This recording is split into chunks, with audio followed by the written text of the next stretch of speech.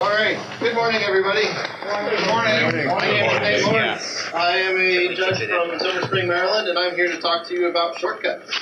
A little more about me. I'm a systems engineer by trade. I work for the Department of Commerce, supporting NOAA.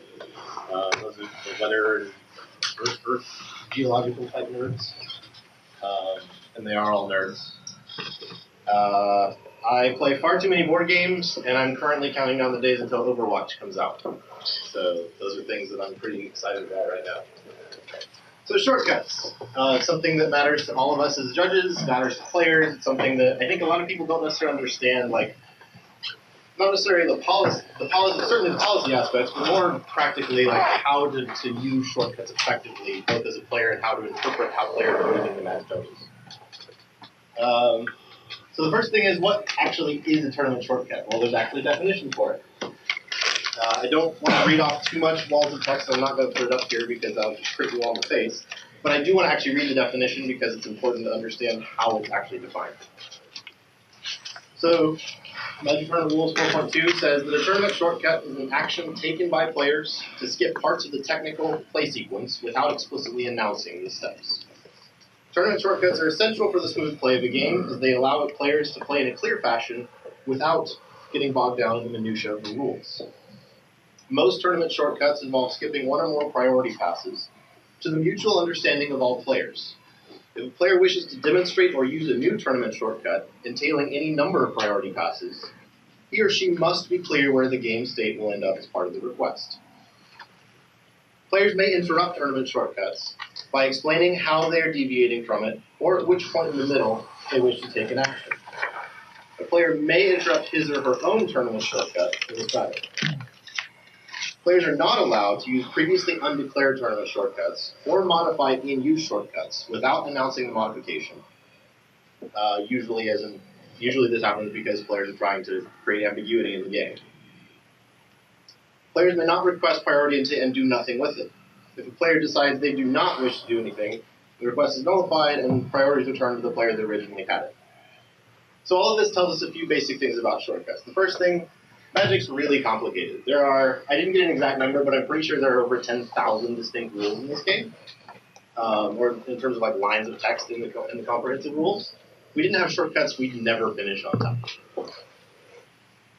They allow games to flow naturally. You and I are playing a game. We're not going to be talking about the individual steps and phases. We're just going to try to play the game and talk about what we're trying to do. Especially when you're trying to repeat things or skip through things, it's like, this isn't necessary. We can just go past it. And they help you get past like the need for very specific speech when you're trying to communicate what you want. Playing like a robot's no fun. And this allows things like, I've seen dredge players who will do stuff like, they get into a combat situation and they'll try to trade, and so then they'll say, okay, I get zombies and Bridge gets exiled, and the other player might be like, wait, what? And so then we can, that's essentially the player with Bridge, is the dredge player is trying to propose a shortcut that says, I'm putting my triggers on the stack in this order and they're going to resolve and all of these things are going to happen. The other player doesn't understand that, so we can go back and we can step through the actions as necessary. But ultimately, what they've done is use a shortcut. And much to the chagrin of all the MTGO fans, we're not using test blocks. Talk to Ricky Hayashi if you want to know more about how bad an idea that is. So there are specific guidelines about shortcuts. They, usually things that we can call shortcuts follow these like principles. So they're going to codify common or routine actions into understood defaults, whether it be the default shortcut that the tournament rules has defined or whether it be a shortcut that the players have agreed upon. They both understood that these actions are always going to mean this thing, unless specified otherwise. They, of course, improve the clarity of the game state, so, like with the Bridges example, rather than have to specifically talk about the state of the stack, they can just say, here's what I want to do. And as long as everyone understands that, then we can just proceed with the game and not worry about the technical details of it. They're pretty flexible. You can use them pretty much anywhere in a game. So you can skip entire turns, entire parts of turns. This is common, like with, a lot of times, like players will get into Tron players will do the Mindslaver lock, and they'll find a way to lock their opponent into a state where they can no longer take actions. And so then they'll say, on each of your turns, I'm going to tap all of your mana and tap all of your creatures, this sort of thing. So they can essentially skip all of their opponent's turns by saying, here's what I'm going to do when it's your turn. And then we can, usually that incites the other player to concede.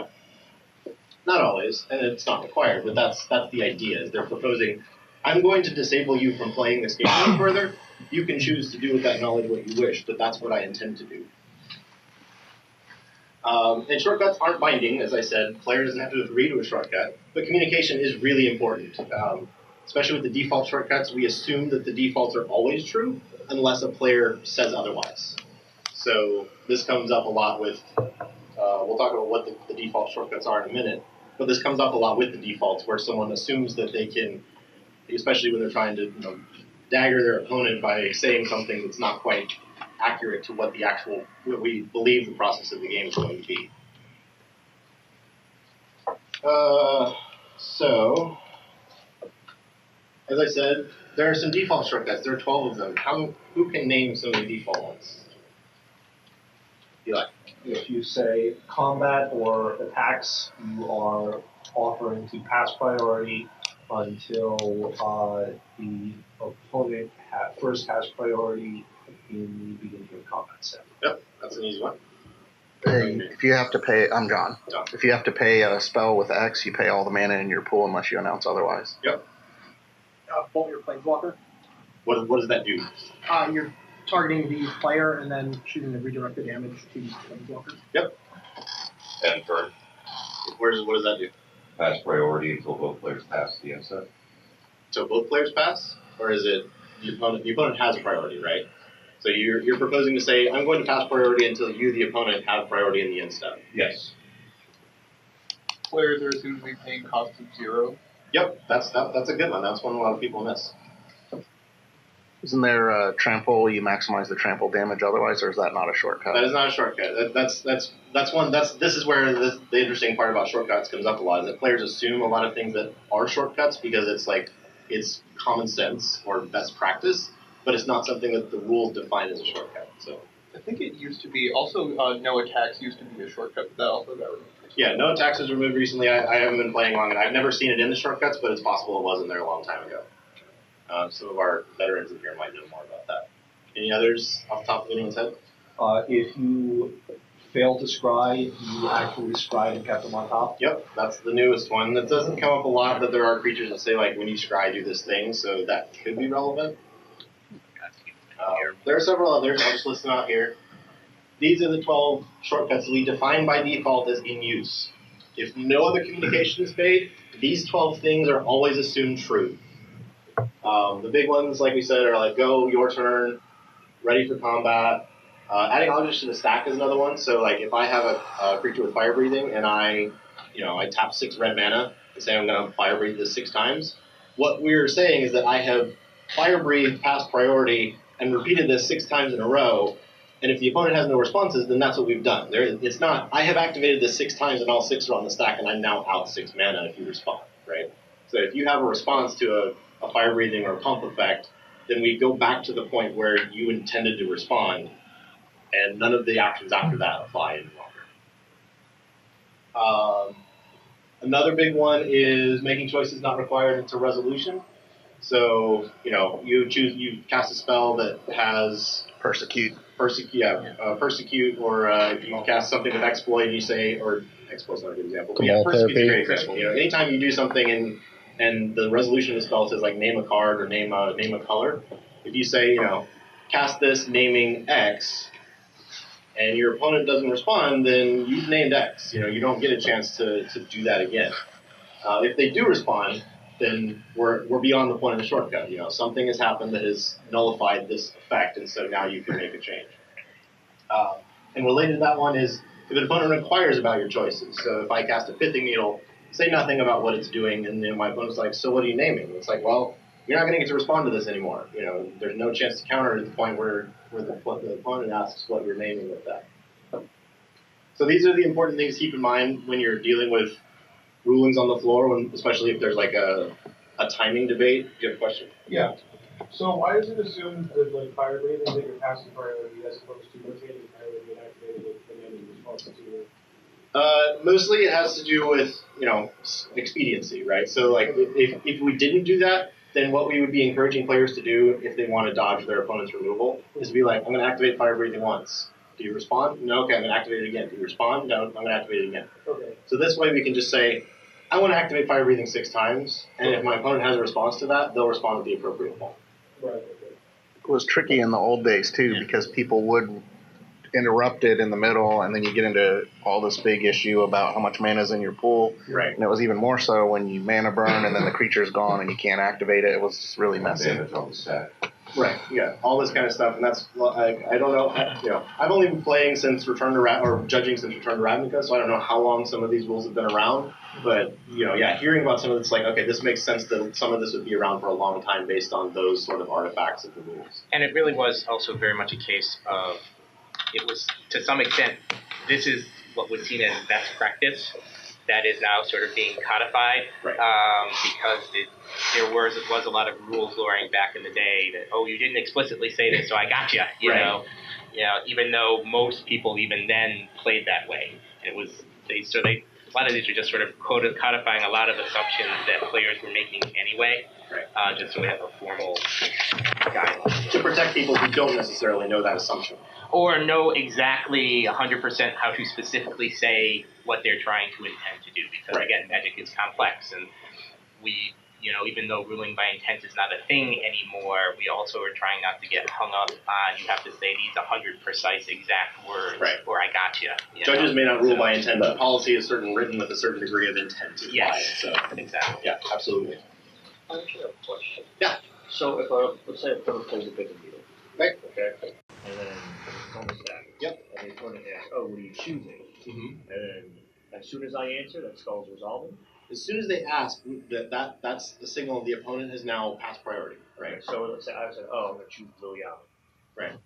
And then, oh, that's the game I counter it. Right. She's Okay, okay. good. Okay. Yep. We're past that point at that point. Is that an infraction?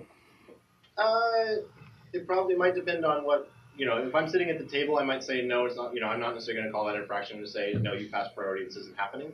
If it's like a dispute and we're called to the table because the players have already been arguing about it, maybe, because that now becomes the issue of like occupying a judge, if the judge has to be called to handle the problem, right, that's usually we're going to be issuing an infraction.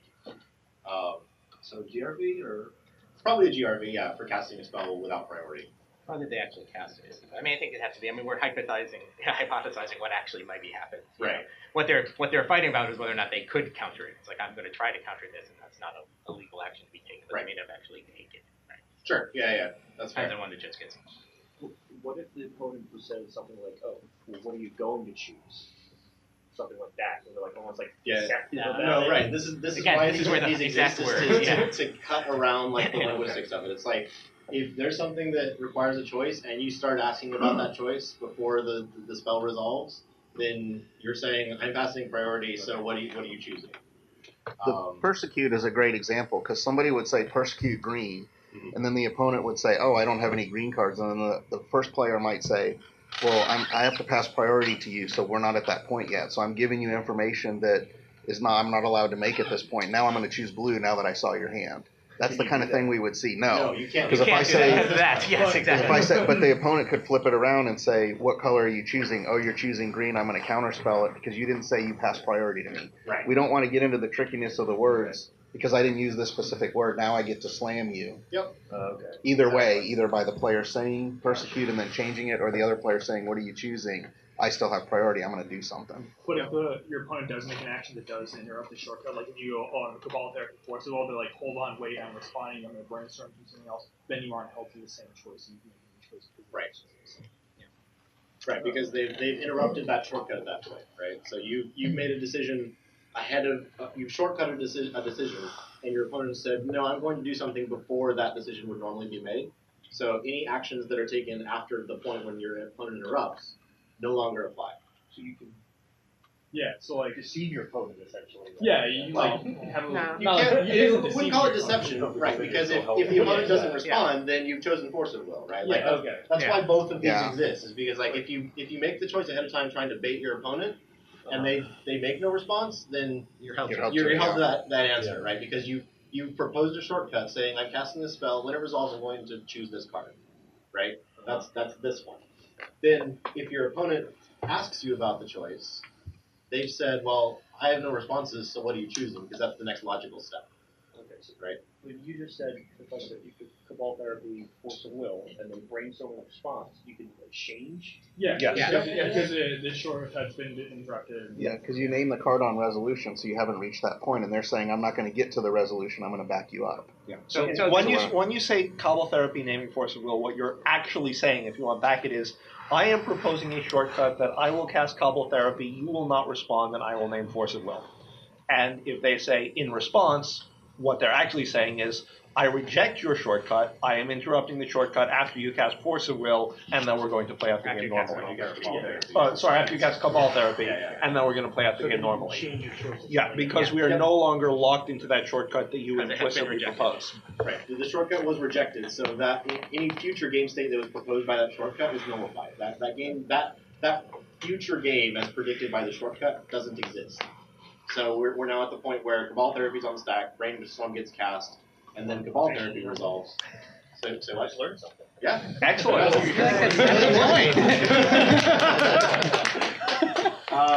And then another one that a lot of people miss is attacking creatures with two-headed giant. It's not always super relevant, but I've seen it happen in pre-releases where that applies to two-headed giants too. People just attack and don't say anything about where stuff gets assigned, and then someone's like, "Oh, I have this trigger. What happens?" It's like, "Well, did you assign damage? No, okay, then it happens to this person, right? Because they're the primary head."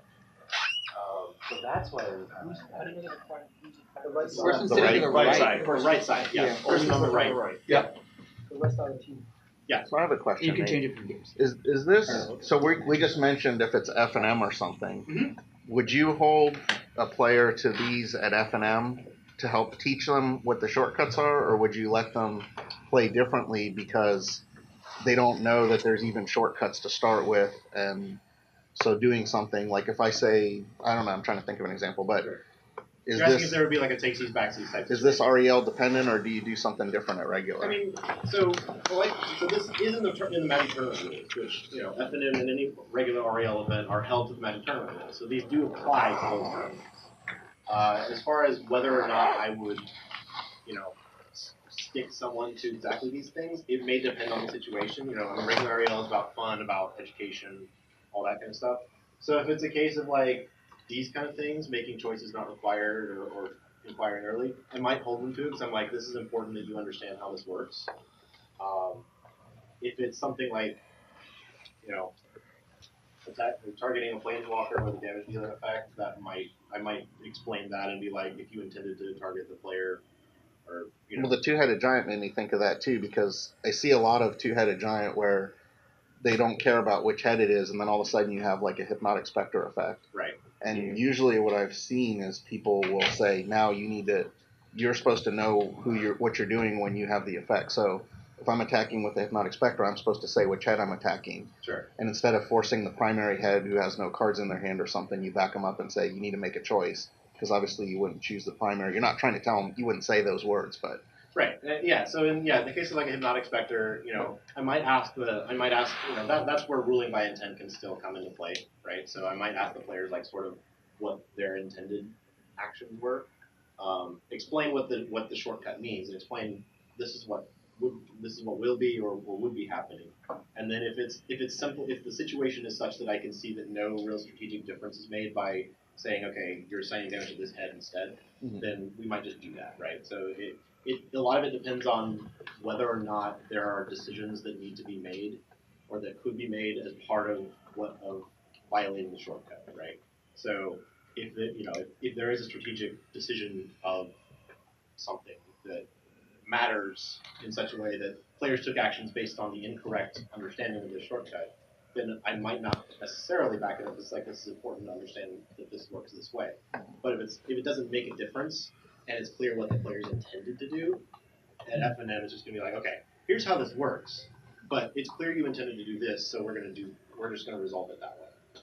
So that's, with like any regular rel type thing, I think that's the largest takeaway is like, yes, these rules apply, but you have to just kind of run with your players and figure out what what's important to your environment, what's important to your tournament, what is the most productive way you can handle these type of situations. All right. So those are the defaults. What else we got? So handling shortcuts as a judge. We've already talked about some of this, but so the default shortcuts automatically communicate a bunch of priority passes, right? So the combat shortcut says, I'm passing priority until you have priority until the first, this is important, the first time you have priority in the beginning of combat stuff. This comes up with triggers, which we'll also talk about. The default ones automatically communicate that, so players don't have to talk about, I'm passing priority in all these places. You just know that saying, go to combat means those things. Player-created shortcuts need a specific description of your actions, right? So you have to be able to describe what you're doing, when you're going to interrupt, how many iterations of whatever you're doing is going to occur, and then what the game looks like when it's totally done. This commonly happens with loop effects or other cascading groups of actions. So a player has a blinking creature in play and says, I'm going to blink this thing and cause myself to gain a bunch of life, or whatever the case may be. And then players can use shortcuts to bluff. There is, like with the Mindslaver shortcut, they can say, I'm going to Mindslaver you and do all of this stuff, and you're going to eventually lose the game. That's technically true, but it's also a bluff because that doesn't actually win the game on the spot, right? So it's up to the player. The players can bluff by saying some of these kind of things, with the caution of they can't bluff a cabal therapy effect, right? Because we specifically disallow that. By making this choice, you have made that choice, and we're not going to let you change it. Here's where the bluff might come up. If I say persecute and name a color, expecting you to interrupt my shortcut to respond, that allows me to re-choose the color. So let's say I want you to counter something, but I want to choose a different color. I'll say persecute blue, and then when you say counterspell, if you don't understand the shortcuts, now you're backing me up, and now I might have a creature that lets me look at your hand or something like that, and then I can look at your hand and choose a different color. Right. That's a risk you can take, yeah. Right. So that is a bluff of sorts, but obviously in that they don't situation, say anything, if they don't say anything, then we're back to the default shortcut that says, well, you chose early, so that's what you're held to. What's up, default? So, can I bluff and say I will use Kiki Jiki to make an infinite number of Pestermites when my opponent controls a Torpor Orb?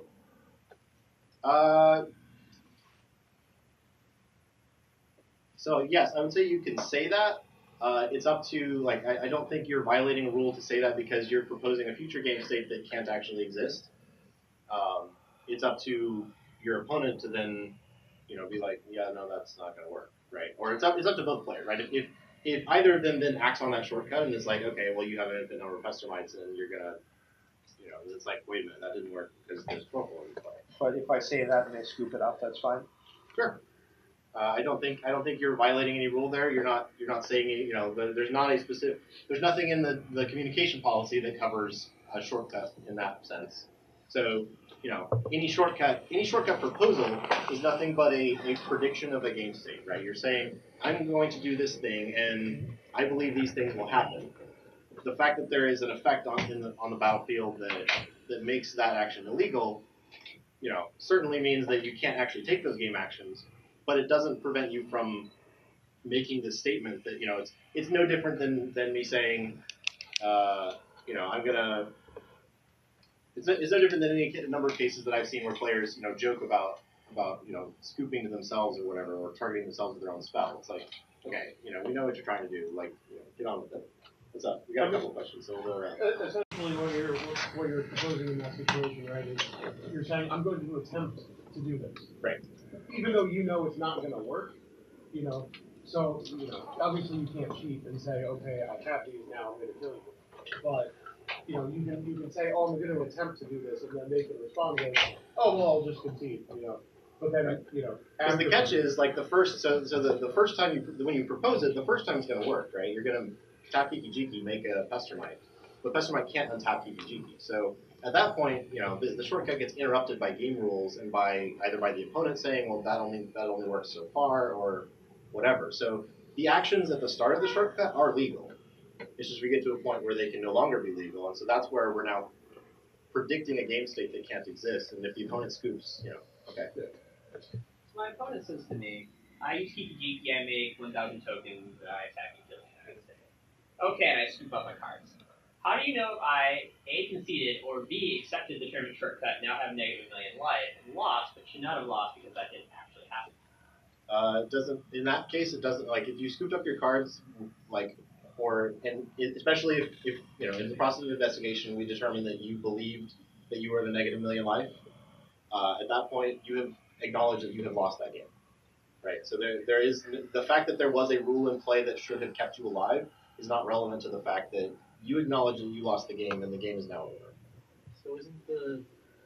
So again, going back to like a proposed investigation, wouldn't something we need to follow up on is the active player, whether they knew that they actually couldn't do that? Because if I say I make a million, I turn him sideways, I win, I kind of leave it there, even knowing that the torpor orb's on the board.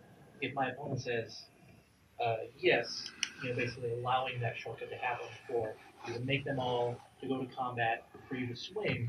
If you knew that it was on the torpor orb was on the battlefield, you created a million illegal actions, and that's effectively cheating, right? Sure, right. Yeah, I mean, I guess. Well, and that's where the ambiguity comes in. Right. So when did you theoretically, you should get 1 million warnings for a GRB. Right. So yeah, I guess I'm thinking about it. That's upgraded to again. What happened at conviction? I was watching a judge call happen and got appealed to one of the appeal judges. And what happened? There was a storm player who was playing against someone who was playing some kind of white deck and made a Thalia in play. And he did all these things, killed them with a great shot. And the guy goes, "Okay, so I lose." And he started scooping up his cards, and wait, I had a Thalia in play, he wouldn't be able to do that, called judge. What happened is, we can't recreate the board state, so we have to assume everything that happened was legal, and what happened. So, there's no warning, no penalty, it's just like, we can't fix it. And it's only, because if we think they did it on purpose, with the knowledge they knew the opponent had it and did it, like, to cheat, then it's... Yeah. Well, then you can't miss a thought. Yeah, well, cheating without intent is cheating. Yeah. Right. And you just have to know, I mean, because it does come down to whether or not, in that case, I mean, it's a topic for a different seminar with these investigations. Yeah. Whether or not the player knew that the torpor orb is in play. Because again, both players, it comes back to this idea that both players are actually responsible for knowing the game state. The players aren't cheating.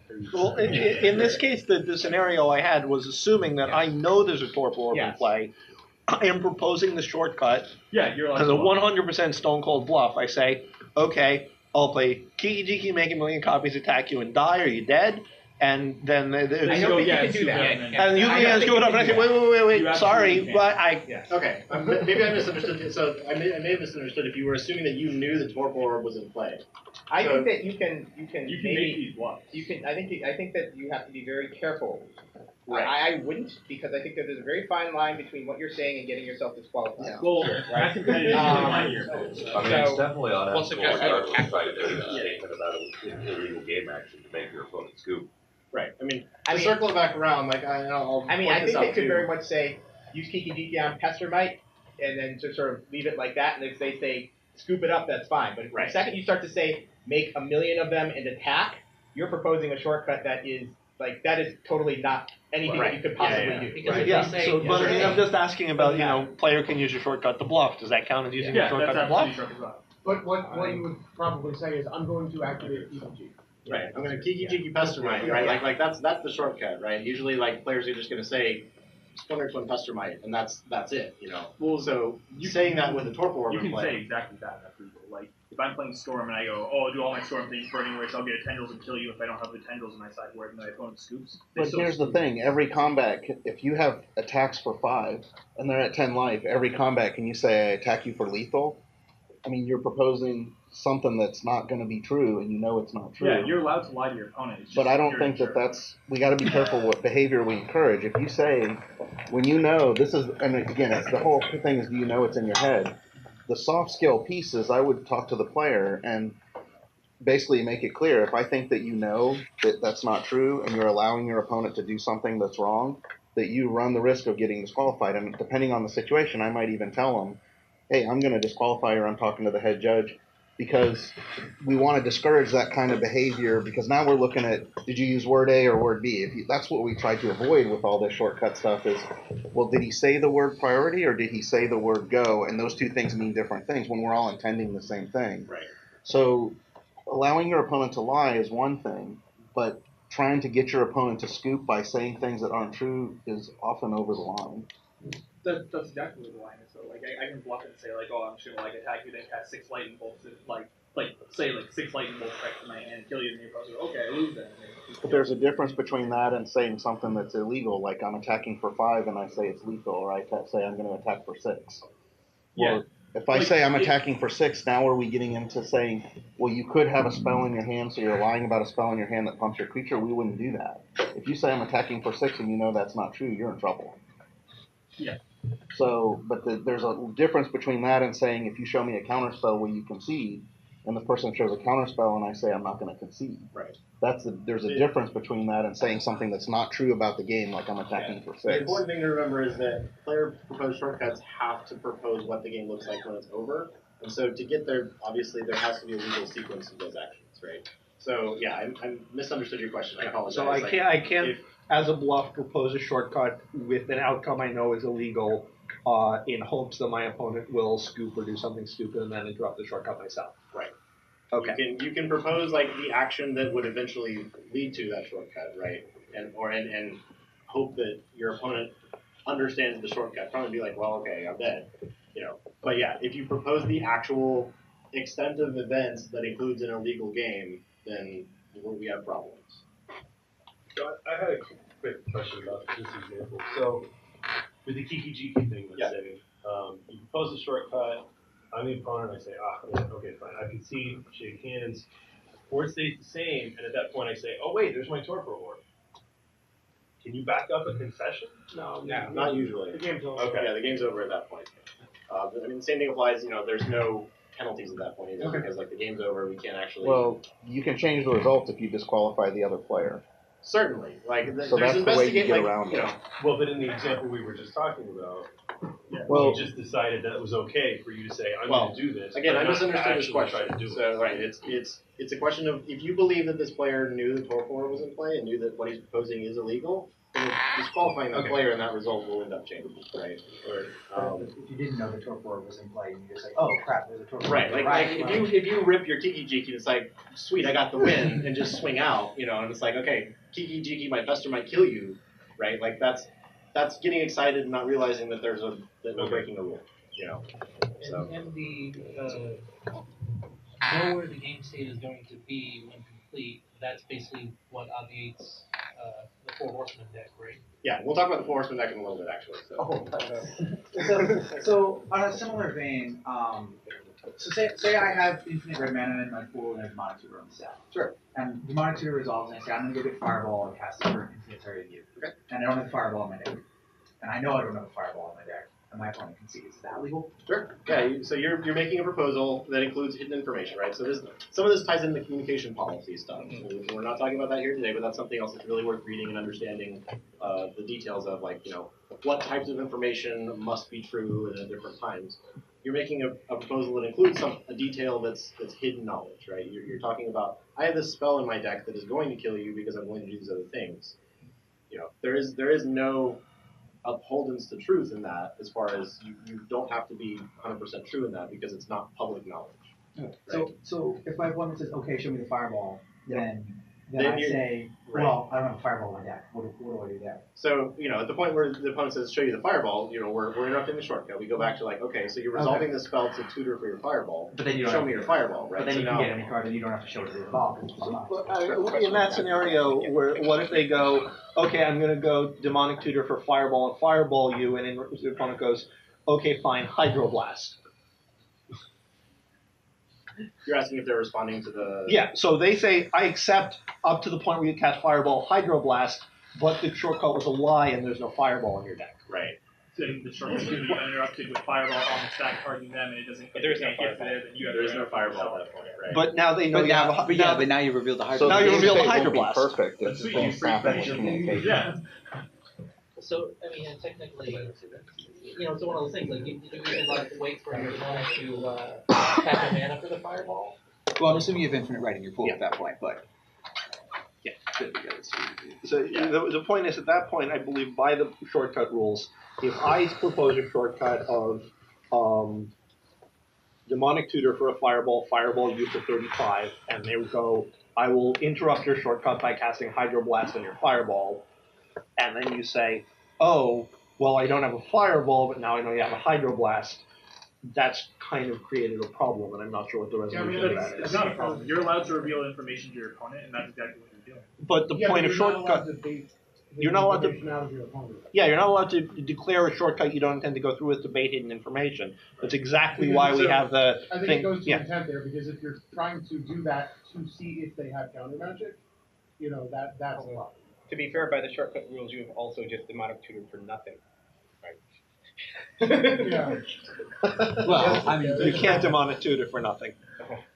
You failed to find your. You can't with demonic tutor. So that's the problem. You can't with demonic tutor. You have to get a card.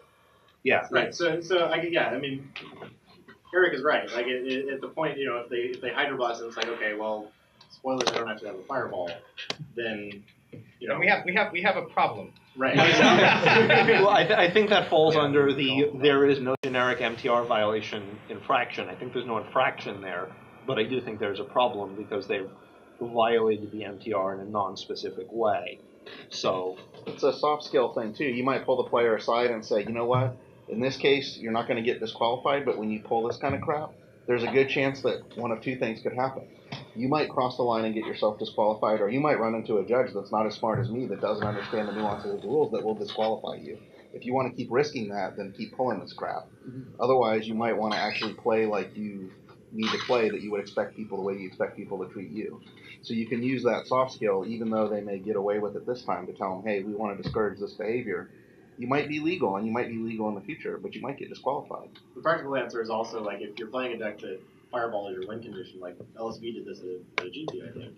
He played a deck that he didn't have tendrils anywhere in a 75, so he just cast the Wish, people would scoot. Yeah. Presumably, if anyone had ever told him to get the tendrils, he would have just had to concede because he had no win condition, right? But he didn't actually announce Wish for tendrils. He just said, I'm going to cast Burning Wish. Right. He assumed he was going to get it. Sure. And it is worth pointing out that LSP did this by mistake. Yes. No, absolutely. And then he just kind of went through the rest of the day, just like, I hope nobody figures this out. And, he tells a really funny story, like how it happened, and he told a couple people, like, hey guys, I don't have the tendrils in my sideboard. Just like keep it under your hat.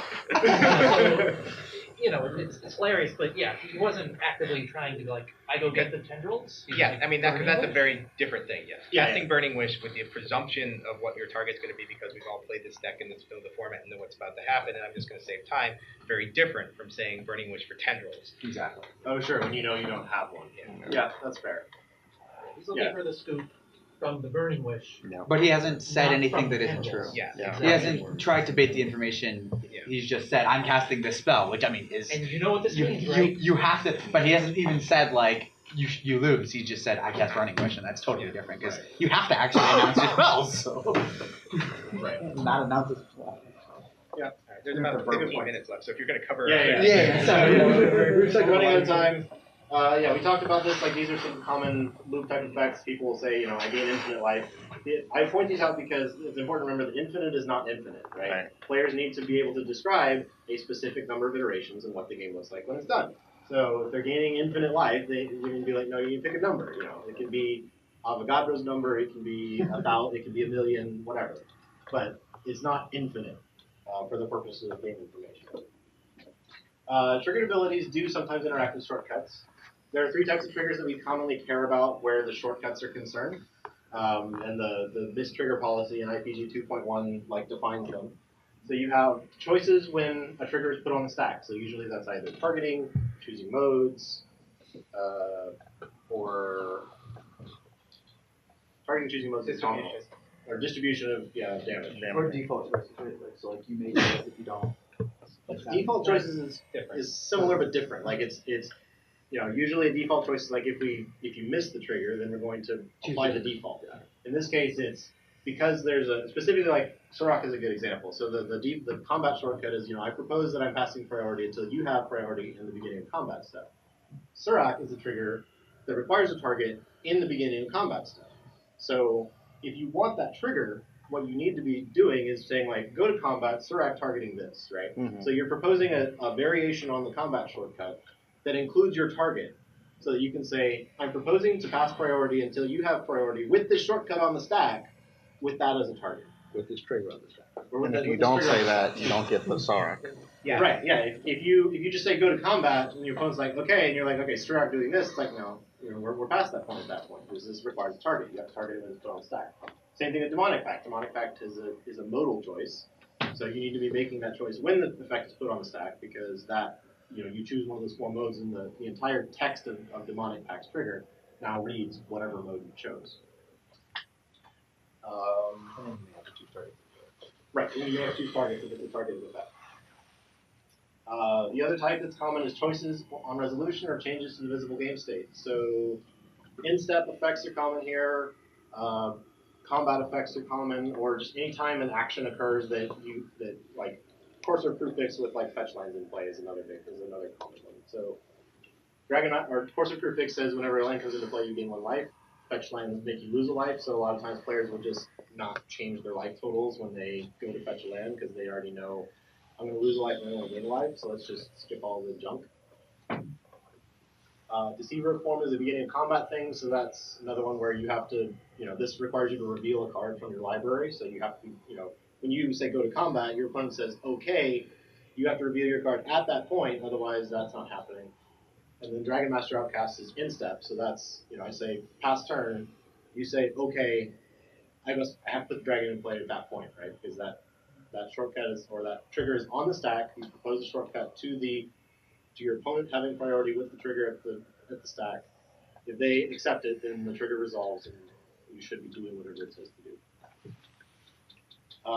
And then Storm, actually, we do care about a little bit. Storm, we assume that Storm triggers resolve. Like, you don't have to announce whatever your Storm trigger is, but you do have to choose targets or whatever is required as required by the Storm effect. So if you like saying Grape Shot you for 20 is clear that I'm saying like I'm going to Grape Shot, copy it 19 times, and target you with all 19 of them. And with targeting ones, it says you may choose new targets, so the copies by default choose the same target. But if you're splitting your damage up, then you need to be specific about 6 are targeting this, 5 are targeting this, whatever. But the big thing with Storm is just casting the spell. You're automatically assuming that you're getting Storm triggers. One more Storm shortcut, only relevant in Vintage, is that if your deck is random, you can shortcut past shuffling it. Very important when you have 20 Mind's Desire triggers on the stack. That's fair, yeah. That's actually a good one. And the last thing that we care about a lot with shortcuts is the out-of-order sequencing policy. MTR 4.3 has all the rules. This one I'm not going to read the details on because there's a lot of stuff in there that we don't care about where shortcuts are related. But these are the important highlights. Actions must be legal when ordered correctly. This sort of ties into the stuff like Torpor Orb and things like that. Like you need to be proposing something that ends in a legal state. And if an opponent needs information based on the legal course of these actions, then we can go back to that spot, interrupt the shortcut to go back to wherever that is necessary for response purposes. You can't gain information prematurely. This is part of like the choosing something for persecute early. We don't want you to be juking your opponent into doing something and then giving you information that then lets you make a more profitable choice when it's like, well, no, you made a choice at the start of this, so that's what you're doing. And then you can't use, you can't like do something out of order or propose something out of order and use that to gauge and see how your opponent feels about it. So like with the answering something early, or just like saying like, okay, I want to do this stuff, and your opponent's like, says or does something, and it's like, oh, well, since you reacted in this way, I'm going to do this instead. I'm going to nullify the shortcut. Now, at the point where if you propose something and your opponent is thinking about it, it's not going to be a matter of never mind, I want to do this instead necessarily. It's like, if your opponent lets you do that, like you effectively already passed priority for all this stuff. Now it's up to your opponent to decide whether they want to accept that or if we're going to do something else entirely. But that's on them. You can't change your mind at that point. An exception that was added recently is in the very first part of the IPG. It does say, like, if players are handling an error or handling a situation and they arrive at a mutually understandable resolution, we don't have to get involved. So we can be watching the game and it can go a little weird. If the players acknowledge that it goes the way that makes sense to them, it's fine. And like I said, if you propose a shortcut and then you pause and are looking at your opponent, you're saying, I'm done. Do you have any answers? If not, then we just go to the end of what I just proposed. Otherwise, we'll deal with all the interstitial bits. Out-of-order sequencing in particular with shortcuts usually happens. Players do it a lot without realizing it. They'll do things that are technically incorrect, like Green Sun Zenith, or Crackerwood and Foothills, cast Green Sun Zenith, go and do a bunch of things and only shuffle once because they're going to put Green Sun Zenith in the library and shuffle after searching for their land anyway.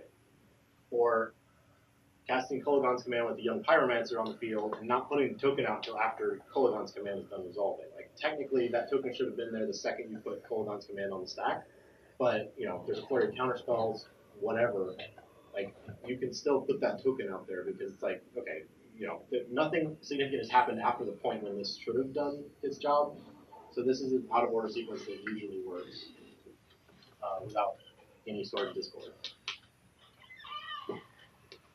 The Four Horsemen, someone was asking about it. So this doesn't work as a shortcut mainly because you can't define the length of the shortcut, right?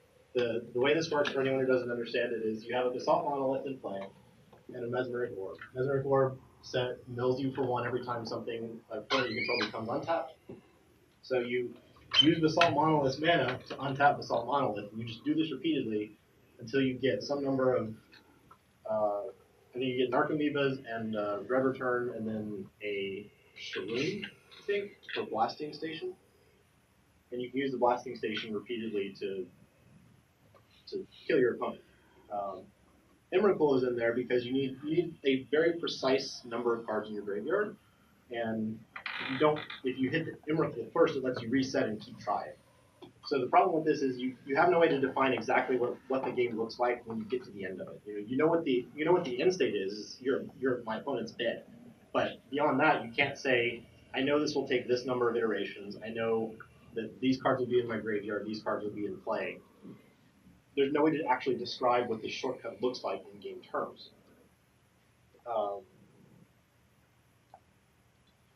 And then on top of that, because every time Emrakul shuffles the graveyard back into the library, we end up back at an exact identical state to where we started. So this creates a situation where the game isn't actually moving forward at all. And so there's a whole clause in slow play that talks about, if you're trying to do a loop and you can't actually define how long that loop goes, you're slow playing because you're just gonna you can just spin your wheels forever. You don't want that. With this deck, though, can you tell your opponent what you're intending to do and ask them to concede? Yeah, I mean, you can ask any player to concede at any time, right? Players can concede for any reason. So you can drop this. You can start trying to play this on the table, but as soon as you start trying to iterate this loop, someone's gonna come along and be like, "I need you to make a different play." Right. So there's very few cases where you're going to productively be able to play this deck and actually get to the point where your opponent's likely to concede for you. Also, it has to be theoretically possible to explain. I don't have to explain. So, if I have infinite Scry 2s, I don't need to explain how to bubble sort to my opponent each time. I can just sort my deck, right? Right. Yeah. You when you propose a shortcut, both players if both players understand what's going to be the result, and you've explained it sufficiently so that both of you understand okay, these actions are legal, and I'm going to get to this result. Then yeah, you've successfully explained enough of the shortcut to be able to proceed. So I know that a variant of this deck now is they're running the Sidisi from Khans to get around the slow play clause. So in that you can just be like, all right, I'm just gonna make. Can you then at that point just say, well, I'm gonna then set my deck up to be where it's supposed to be because I'm constantly progressing the board state because you're getting tokens throughout the entire time?